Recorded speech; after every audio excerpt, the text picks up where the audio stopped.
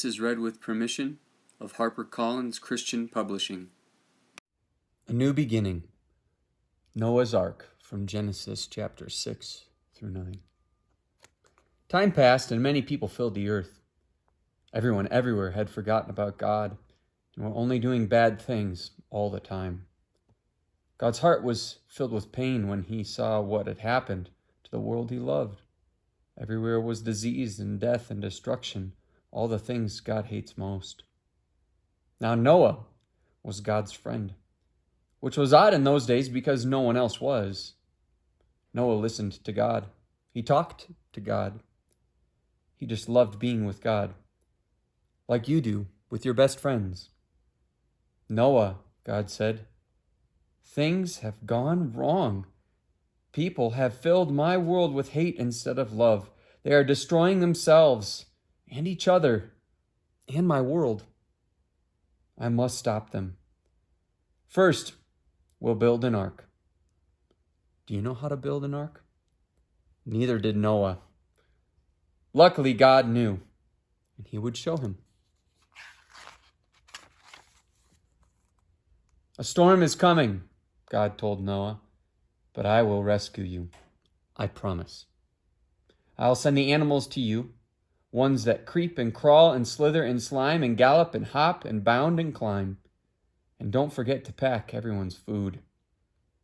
The storm was going to wash away all the hate and sadness and everything that had gone wrong and make the world clean again. God had thought up a way to keep Noah safe, but Noah would have to trust God and do exactly what God told him. So Noah built an ark, short for very large boat. Noah's neighbors came out to watch and point and laugh because they didn't believe Noah about the boat or the storm or needing to be rescued. And Noah must have looked rather silly. His boat was in the desert, and the desert was nowhere near the sea, and there wasn't even a cloud in the sky. Why would anyone need an umbrella, let alone a boat? But Noah didn't mind so much what other people thought. He minded what God thought. So he just did what God told him to do. When the ark was ready, God said, "All aboard!" And Noah's family and all the animals climbed inside. Then God shut the door. And it started raining.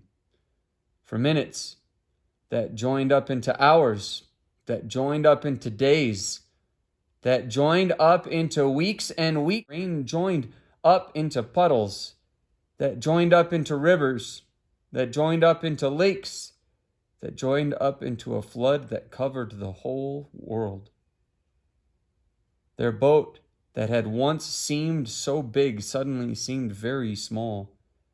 But in the middle of the huge storm, in the crashing waves, in all the thunder and lightning, through it all, God was with them.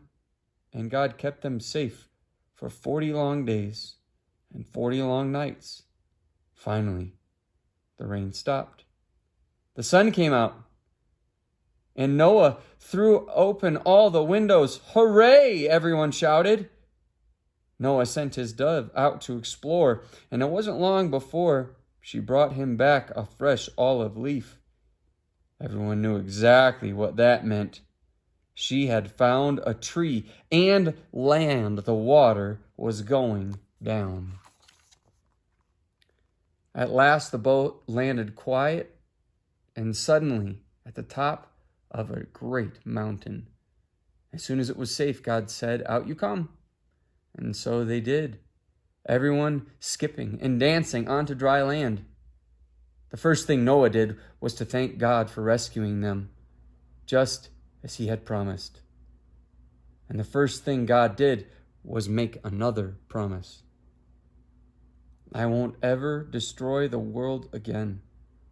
And like a warrior who puts away his bow and arrow at the end of a great battle, God said, "See, I have hung up my bow in the clouds." And there in the clouds, just where the storm meets the sun, was a beautiful bow made of light. It was a new beginning in God's world. It wasn't long before everything went wrong again, but God wasn't surprised. He knew this would happen. That's why, before the beginning of time, he had another plan, a better plan. A plan not to destroy the world, but to rescue it. A plan to one day send his own Son, the rescuer. God's strong anger against hate and sadness and death would come down once more, but not on his people or his world. No. God's war bow was not pointing down at his people. It was pointing up into the heart of heaven. See you next time.